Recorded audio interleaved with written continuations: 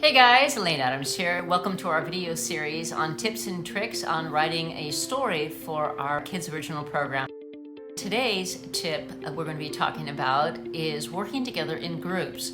Now, we really think that working together as a team is a great way to get the best out of everybody that's going to bring their talent to the project. And when we're looking at a story, we love seeing artwork, for example. If you want to draw any of the scenes or the characters, there may be some members of your team that are really good at drawing, and they can see what you've written and they can really bring it to life in a way that helps our team.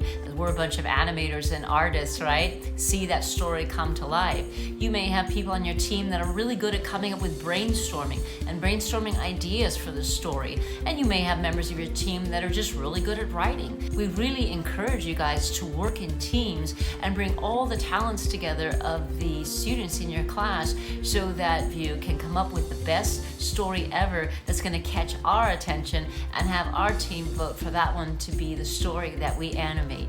I hope that was helpful. Can't wait to see what you guys write. Cheers.